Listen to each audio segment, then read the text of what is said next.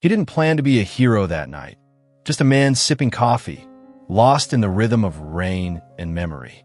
But when Stallone saw a homeless veteran curled on the ground, fists and laughter raining down like cruelty disguised as youth, something ancient and unshakable rose in him. The alley lit up not with violence, but with the silent gravity of a man who had seen too much to stay quiet. And in one quiet stand, he turned a beating into a beginning, not just for the old soldier, but for a forgotten corner of the city. Welcome to Stallone Unleashed. Let's uncover what really happened. The flickering neon sign of the Mahi Sagar diner cast a lurid, intermittent glow over the rain-slicked alley. Inside, the late-night air was thick with the smell of stale coffee, fried onions, and the unspoken anxieties of a city that never truly slept. At a small table near the steamed-up window, a solitary figure nursed a cup of black coffee, his gaze fixed on the relentless downpour outside. His name was Arjun, a man whose face, like an old map, was etched with the roads he'd traveled, some chosen, many not. His hands, calloused and stained with engine grease, cradled the chipped mug, a small island of warmth in the encroaching chill. He was a mechanic by trade, a poet by unseen inclination, a man who found solace in the predictable logic of machines and the elusive beauty of words. He wasn't waiting for anyone. His companionship, these days, was mostly with the ghosts of memory and the quiet hum of the city at its most vulnerable hour. Suddenly, a commotion from the alley jerked him from his reverie. Shouts, ugly and sharp, punctuated by a sickening thud, then laughter coarse and cruel. Arjun's head snapped up, his eyes, usually reflective, now narrowed with a sudden, cold alertness. He pushed himself away from the table, his movements economical, precise, the ingrained caution of a man who had learned to navigate the city's darker currents. He reached the diner's grimy back door, usually propped open for ventilation, but now closed against the storm, and peered through a small, rain-streaked pane of glass. What he saw turned his stomach. 3 young men, teenagers probably, their faces contorted with a vicious, performative bravado, were clustered around a prone figure. The figure was an old man, huddled against the brick wall, trying to shield himself with frail arms. His clothes were ragged, soaked through, and even from this distance, Arjun could see the tremor of fear that shook his thin frame. One of the youths aimed a kick, another laughed, a high, jeering sound that cut through the drumming of the rain. Arjun's hand tightened on the doorknob. He wasn't a fighter, not anymore. His battles were usually fought with words, with the quiet insistence of reason. But there were moments, he knew, when reason failed, when the only response to brutality was an unwavering stand. He thought of a small, intricately carved wooden flute he carried in the inner pocket of his worn leather jacket. It was a gift from his grandfather, a craftsman who believed that beauty and truth could be found even in the most humble materials. The flute, rarely played but always carried, was a reminder of that belief, a symbol of a quiet strength that often went unseen. The scene in the alley was a raw, ugly counterpoint to everything the flute represented. It was a desecration of dignity, a casual trampling of the vulnerable. Arjun took a deep breath, the scent of stale grease and impending confrontation filling his lungs. He knew he couldn't just stand by. The old man on the ground, a stranger, was nonetheless a reflection of a shared humanity that was being viciously assaulted. He pushed open the door, the jangle of a small bell above it an absurdly cheerful sound in the charged atmosphere, and stepped out into the cold, driving rain. The youths, startled by his sudden appearance, turned towards him, their laughter dying in their throats, their expressions shifting from cruel amusement to sullen, resentful surprise. The alley, narrow and ill-lit, suddenly felt like a stage, and the unwilling players were locked in a silent, tense standoff. Arjun's presence, though unassuming, seemed to momentarily disrupt the youth's aggressive momentum. He was not physically imposing, his frame lean from years of hard work and lean living, but there was a stillness about him, a quiet intensity in his dark eyes that gave them pause. He didn't speak immediately. his gaze sweeping over the scene. The cowering old man, the three assailants now eyeing him with a mixture of defiance and uncertainty. The rain plastered his dark hair to his forehead, dripped from the brim of his worn jacket. "That's enough," Arjun said, his voice low, calm, yet carrying an undeniable authority that cut through the relentless drumming of the rain. It wasn't a shout, not a threat, but a simple statement of fact, a boundary drawn. One of the youths, the tallest, clearly the ringleader, snorted. "Enough? Who are you to say what's enough, old man?" His voice was laced with a contemptuous bravado, trying to reclaim the narrative. "This bum was sleeping in our spot. He stinks." His two companions snickered, their courage, like a pack animal's, bolstered by his aggression. Arjun's gaze didn't waver. He looked from the ringleader to the old man, who had managed to push himself into a sitting position, his face pale and streaked with rain and dirt, his eyes wide with a mixture of fear and a dawning, fragile hope. "A spot to sleep," Arjun repeated, his voice still quiet but with an edge now, like honed steel. "Is that what this is about? A patch of wet concrete? Is your comfort so fragile that it can't tolerate the presence of a man who has nothing?" The ringleader shifted uncomfortably. Arjun's words, delivered without heat but with a piercing clarity, seemed to disarm him more effectively than any shouted threat would have. "He's a vagrant," another youth chimed in, less confidently. "He shouldn't even be here." "And where should he be?" Arjun countered, his gaze sweeping over them. "In a warm bed? With a hot meal? Perhaps. But if those are not available to him, does he then forfeit his right to exist without being tormented?" He took a step forward, not aggressively, but with a deliberate presence that seemed to shrink the space between them. The youths instinctively took a step back. He wasn't armed. He wasn't threatening violence. But there was something in his demeanor, a profound, unshakable conviction that they couldn't easily dismiss. He thought of the small wooden flute in his pocket. It was a fragile thing, easily broken, yet it represented a tradition of resilience, of beauty found in unexpected places. This old man, too, was fragile, battered by life, yet he clung to his existence with a tenacity that Arjun recognized, respected. "You are young," Arjun said, his voice softening slightly, though the steel remained. "You have strength. You have futures. Is this how you choose to use your strength? By preying on someone who has neither the power nor the will to fight back?" He paused, letting his words hang in the rain-soaked air. "There is no honor in that. There is no courage. There is only ugliness." The youths exchanged uneasy glances. The bravado was fading, replaced by a sullen resentment, a dawning awareness that their fun had been exposed for what it was, cowardly and cruel. The ringleader opened his mouth to speak, then closed it again, unable to find a retort that didn't sound hollow even to his own ears. The balance of power in the narrow alley had shifted, not through force, but through the quiet, unyielding power of a moral stand. Arjun had not raised his voice, had not made a threat, but he had held up a mirror to their actions, and the reflection was not one they could easily stomach. The standoff continued for another tense moment, the only sounds the drumming of the rain and the ragged breathing of the old man. The youths, stripped of their earlier bravado, seemed uncertain, their aggression deflated. The ringleader, still trying to project an image of toughness, scowled. "Whatever, man. He's not worth it." He gestured to his companions. "Let's go." They began to back away, their retreat less a strategic withdrawal and more a sullen, resentful slinking off. They cast resentful glances at Arjun, but there was no fight left in them. Their cruelty, exposed and unmasked, had lost its power. Arjun watched them go, his expression unreadable, until they disappeared around the corner, their jeering laughter, now tinged with a defensive edge, fading into the night. Only then did he turn his attention to the old man, who was still huddled against the wall, shivering, his eyes fixed on Arjun with a mixture of gratitude and disbelief.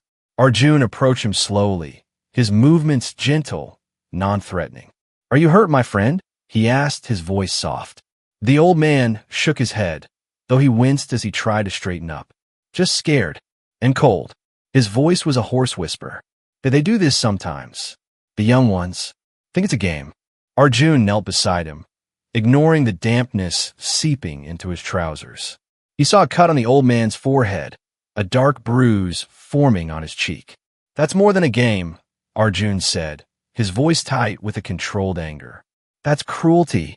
He reached into his inner pocket and pulled out, not the flute this time, but a clean, folded handkerchief. He gently dabbed at the cut on the old man's forehead. What's your name? Arjun asked. Samuel, the old man whispered. Samuel Ghosh. I'm Arjun. He offered a rare, faint smile. It's a rough night to be out, Samuel. Samuel nodded, his gaze dropping to his trembling hands. Every night's a rough night, seems like. He looked up at Arjun, his eyes filled with a weary resignation that tore at Arjun's heart. Why did you help me? They could have hurt you too. Arjun considered the question. Because, he said finally, no one should have to face that kind of ugliness alone. Because everyone deserves to be treated with dignity, no matter their circumstances. He thought of his grandfather, the flute maker, a man of profound, quiet wisdom who had always taught him that the true measure of a person was not what they possessed, but how they treated those who possessed nothing. Come, Arjun said, helping Samuel slowly to his feet. The old man was unsteady, his body racked with shivers. Let's get you inside, out of this rain. You need something warm. He guided Samuel towards the back door of the diner, supporting his frail frame. The diner owner, a portly, perpetually harassed man named Mr. Patel, was watching from the doorway, his expression a mixture of concern and apprehension. Arjun, what happened? Arjun didn't answer immediately. He settled Samuel into the booth he had vacated, then turned to Mr. Patel. Samuel needs some hot tea, Mr. Patel, and perhaps some soup, if you have any left. Mr. Patel hesitated, his eyes darting towards Samuel, then back to Arjun. He knew Arjun, a regular, a quiet man who always paid his bill. But Samuel was clearly an unwelcome presence in his establishment. Arjun, I don't know. He began, his voice apologetic. He's my guest, Mr. Patel, Arjun said firmly, his gaze unwavering. And he's cold, and he's been hurt. He needs our help. The unspoken challenge hung in the air. Mr. Patel, a decent man at heart, but often overwhelmed by the pressures of his struggling business side. He looked at Samuel, at his shivering frame, his bruised face. Then he looked at Arjun, at the quiet, unyielding determination in his eyes. All right, Arjun, he said finally. Tea and soup. On the house. A small victory, but a significant one. A small act of compassion in a world that often seemed to specialize in indifference. Samuel sipped the hot, sweet tea, his trembling hands slowly stilling as the warmth seeped into his chilled bones. Mr. Patel had also brought a bowl of thick lentil soup, and Samuel ate it slowly, gratefully, each spoonful seeming to restore a little of his depleted strength. Arjun watched him, saying little, allowing the old man the dignity of his meal, the comfort of a temporary reprieve from the harshness of the streets. Mr. Patel hovered nearby, his initial reluctance replaced by a gruff, almost paternal concern. He even brought a clean, dry towel for Samuel to wipe his face and hair. Those young punks, Mr. Patel muttered, shaking his head. No respect, no fear of God. They're lost, perhaps, Arjun said quietly. Angry at a world they don't understand, and taking it out on those even more vulnerable than themselves. Still no excuse, Mr. Patel grumbled, but there was less heat in his voice now. He looked at Samuel, then at Arjun. You're a good man, Arjun. Not many would have stepped in like that. Arjun simply shrugged. It was the right thing to do. He turned to Samuel. You said you served, Samuel, in the army. Samuel nodded, his eyes distant. Long ago. Signal Corps. 2 tours in a place most people can't even find on a map. He traced a pattern on the tabletop with a wet finger. Thought I was doing something important then. Protecting something. Now I can't even protect myself from a bunch of kids. A profound weariness settled over him. Arjun reached into his pocket and took out the small wooden flute. He didn't play it, just held in his hands, its smooth, polished surface a contrast to his own rough, callous skin. "My grandfather made this," he said, more to himself than to Samuel. He used to say that music, like kindness, is a language everyone understands. He said it could mend what was broken, soothe what was in pain. Samuel looked at the flute, a flicker of interest in his tired eyes. "Beautiful," he whispered. He also said, Arjun continued, his gaze meeting Samuel's, "that true strength isn't about how hard you can hit or how loud you can shout. It's about how much you can endure and still find a reason to make a gentle sound, to offer a gentle hand." He placed a flute on the table between them. "You've endured a great deal, Samuel. More than most. That takes a strength those boys in the alley wouldn't understand." Samuel looked at Arjun, a dawning understanding in his eyes. He had been seen, not as a bum, not as a victim, but as a man who had endured, a man who still possessed an inner strength, however deeply buried. A fragile smile touched his lips.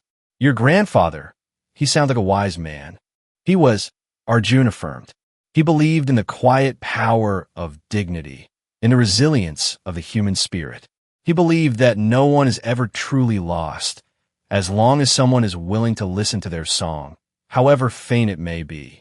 The diner was quiet now, the late-night rush over. Only the three of them remained, Arjun, Samuel, and Mr. Patel, who was wiping down the counter, his earlier gruffness replaced by thoughtful silence. The rain had eased, a gentle patter against the windows. In the small, warm space of the diner, a fragile sense of peace had settled, a temporary sanctuary forged by an unexpected act of courage and a shared moment of human connection. The flute lay on the table, a silent promise of a melody yet to be played. As the first pale light of dawn began to filter through the diner window, tinting the gray cityscape with a hint of reluctant color, Samuel's story began to unfold, hesitantly at first, then with a growing confidence, encouraged by Arjun's patient, non-judgmental listening. He spoke of his service, not with bitterness, but with a quiet pride, recounting small moments of camaraderie, of shared hardship, of a purpose that had once given his life meaning. He spoke of his return, the difficulty of readjusting to a world that seemed to have moved on without him, the slow, insidious slide into unemployment, then homelessness after his wife, his beloved Leela, had succumbed to a long illness. "She was my anchor," Samuel said, his voice thick with unshed tears. "When she went, I just drifted." He had tried, he said, to find work, but his age, his lack of recent experience, the growing despair that clung to him like the street grime, had all conspired against him. The shelters were often worse than the streets, filled with a desperate, sometimes violent, energy. So he had learned to make himself invisible, to seek out the quiet corners, the forgotten spaces, trying to survive one day at a time. Sometimes, he confessed, his gaze fixed on the small wooden flute still resting on the table. "I forget who I used to be. I see my reflection in a shop window, and I don't recognize the old man staring back." Arjun listened, his heart aching with a profound empathy. He understood, perhaps better than most, the slow erosion of spirit that came with being unseen, unheard, undervalued. He had experienced his own periods of darkness, of feeling adrift in a world that often seemed indifferent to individual suffering. "But you are still that man, Samuel," Arjun said gently. "The man who served, the man who loved, the man who built things. That man is still within you. He's just been hidden for a while." He picked up the flute. "My grandfather used to say that even in the deepest silence, there is still music waiting to be found. We just have to be willing to listen for it, to coax it out." Mr. Patel, who had been quietly preparing for the morning rush, brought over 2 fresh cups of tea. "On the house, gentlemen," he said, his gruffness now completely gone, replaced by a genuine warmth. He placed a plate of freshly baked biscuits between them. "You know, Samuel," Mr. Patel said, surprising both of them, "I could use an extra pair of hands around here in the mornings. Just for a few hours. Sweeping up, wiping tables, maybe some light prep work in the kitchen. It wouldn't be much, but it would be something. A hot meal, a bit of cash." Samuel stared at him, speechless. Arjun looked at Mr. Patel with a newfound respect. The diner owner, who had initially been so reluctant to even allow Samuel inside, was now offering him a lifeline, however small. I don't know what to say, Samuel stammered, his eyes shining. Say yes, Samuel, Arjun urged gently. It's a start, a way to find your rhythm again. Samuel looked from Arjun to Mr. Patel, then back to the flute on the table. A slow smile spread across his face, a genuine smile that seemed to erase years of hardship, if only for a moment. Yes, he said, his voice stronger now. Yes, Mr. Patel. I like that very much. The small act of courage in the alley, the shared tea, the patient listening, it had all culminated in this, a fragile, unexpected opportunity. A chance for Samuel to reclaim a piece of his dignity, to reconnect with a world that had seemed to have forgotten him. The wooden flute, Arjun realized, was more than just a symbol. It was a catalyst, a reminder that even the smallest, most unassuming instrument could, in the right hands, create a melody of hope. The arrangement at the Mahisagar diner became a quiet fixture in Samuel's life. Each morning, he would arrive as the city was still rubbing the sleep from its eyes, and Mr. Patel would greet him with a grunt that Samuel came to understand as a warm welcome. He swept the floors, polished the chrome, his movements slow but meticulous, the ingrained habits of a craftsman reasserting themselves.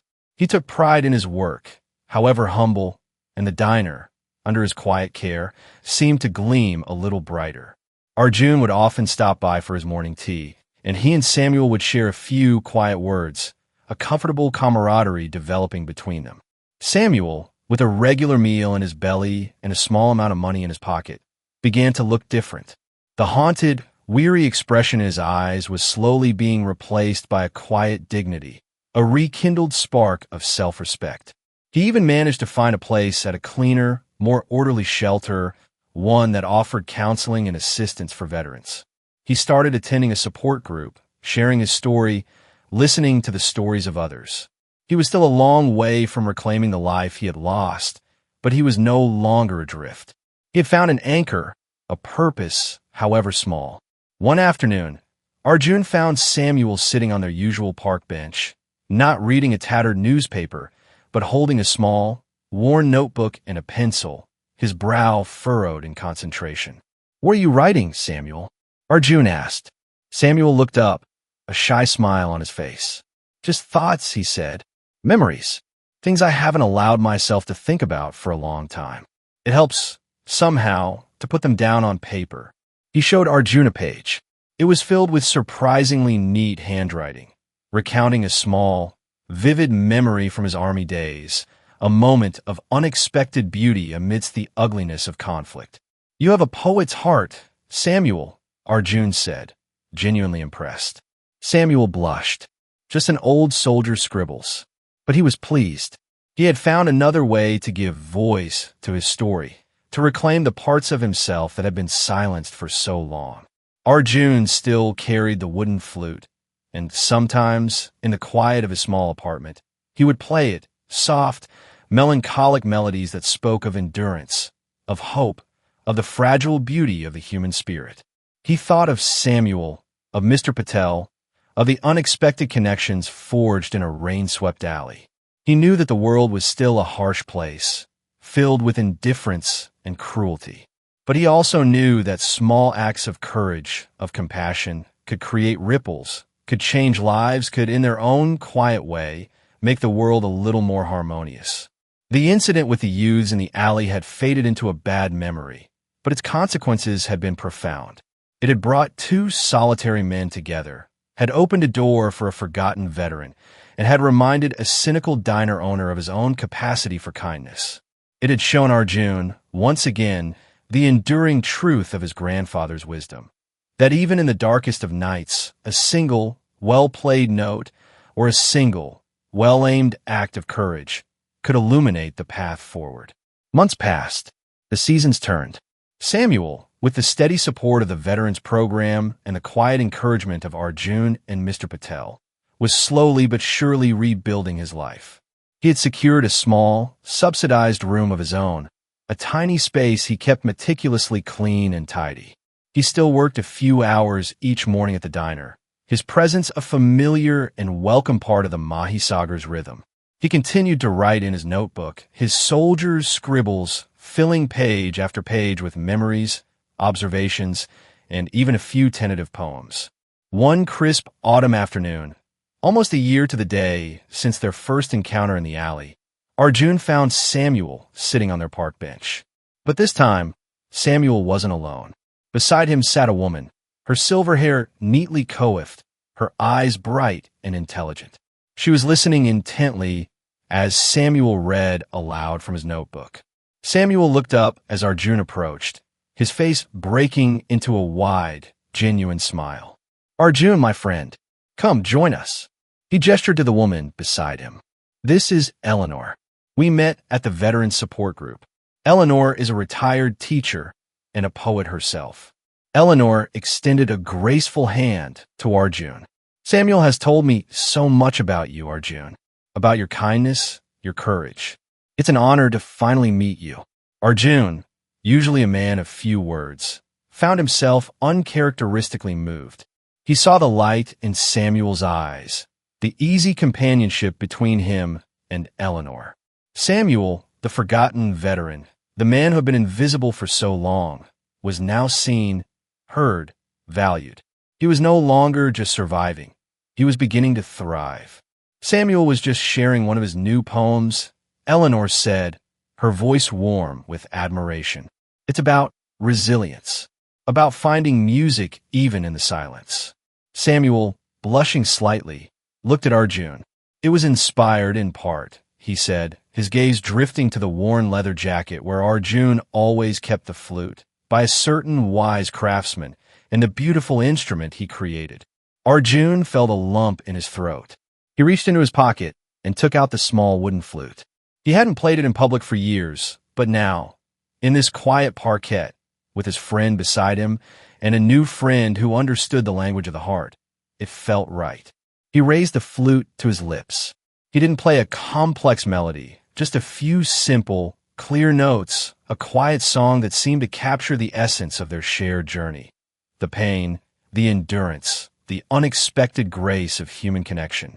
The notes hung in the crisp autumn air, a fragile but beautiful sound, a testament to the resilience of the human spirit, a melody of hope played against the backdrop of a world that, for a moment at least, seemed a little less harsh, a little more harmonious. Samuel and Eleanor listened, their faces serene, their eyes reflecting the golden afternoon light. Even Mr. Patel, taking a brief break from the diner, had wandered over, drawn by the music, a rare, soft smile on his usually gruff face. The song ended. A comfortable silence settled over them, a silence filled not with emptiness, but with a profound, unspoken understanding. Samuel reached out and clasped Arjun's hand. "Thank you, my friend," he whispered. "Thank you for hearing my song, when I had almost forgotten how to sing it myself." Arjun simply nodded, his heart full. The flute, the poet, the rescued veteran, the transformed diner owner. It was a small orchestra of humanity, playing a quiet symphony of hope in a forgotten corner of the city. And it had all begun with one man's refusal to stand by, one man's decision to step out into the rain. The Mahisagar Diner, once just another struggling eatery on a busy city street, became something more. It became a quiet hub of community, a place where unlikely friendships were forged, where stories were shared, where small acts of kindness were a daily special. Mr. Patel, inspired by Samuel's transformation and Arjun's quiet example, started a pay-it-forward coffee program, where patrons could buy an extra cup for someone in need. He even put up a small, discreet notice offering a free bowl of soup at the end of the day to anyone who was hungry, no questions asked. Samuel, with Eleanor's encouragement, began to share his writings more openly. He joined a local writers group, his soldier scribbles finding an appreciative audience. His poems, filled with a raw honesty and a hard-won wisdom, spoke to people in ways he had never imagined. He even started volunteering at the Veterans Center, offering a listening ear and a message of hope to others who were struggling. He knew, from experience, the power of being seen, of being heard.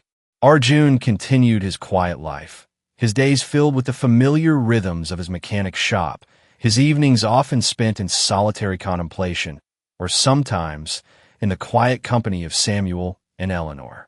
He still carried the wooden flute, a constant reminder of his grandfather's wisdom, and of the profound impact one small instrument, or one small act of courage, could have. He never sought recognition for what he had done.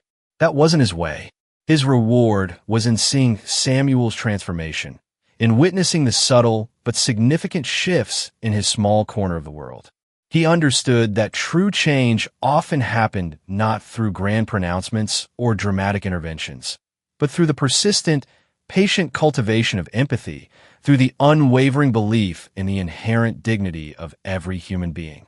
The alley behind the Mahi Sagar, once a place of fear and brutality, was now often filled with the scent of Mr. Patel's cooking, and sometimes, if you listen closely, you could hear the faint, beautiful notes of a wooden flute, a quiet melody of hope played against the harsh symphony of the city. The three youths who had attacked Samuel were never seen again in that neighborhood. Perhaps they had found other targets, or perhaps, just perhaps, the memory of Arjun's quiet, unyielding stand had given them pause, had planted a seed of doubt in their own hardened hearts. One could only hope. Arjun knew that the world was full of injustices, of forgotten souls, of casual cruelties.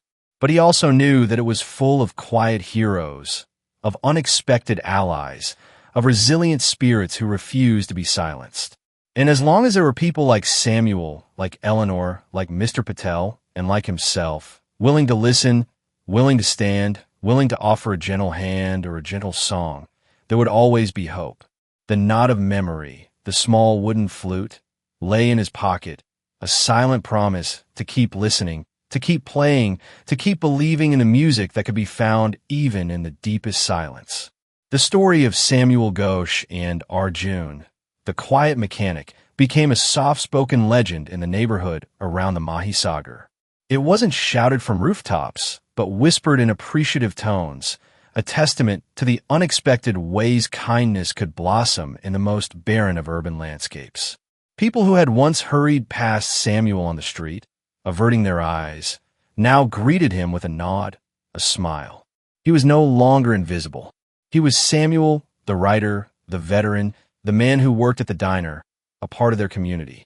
Eleanor, with her gentle wisdom and unwavering support, became a regular at the Mahi Sagar, often found in a quiet booth with Samuel, the two of them poring over his latest writings or discussing the finer points of poetry.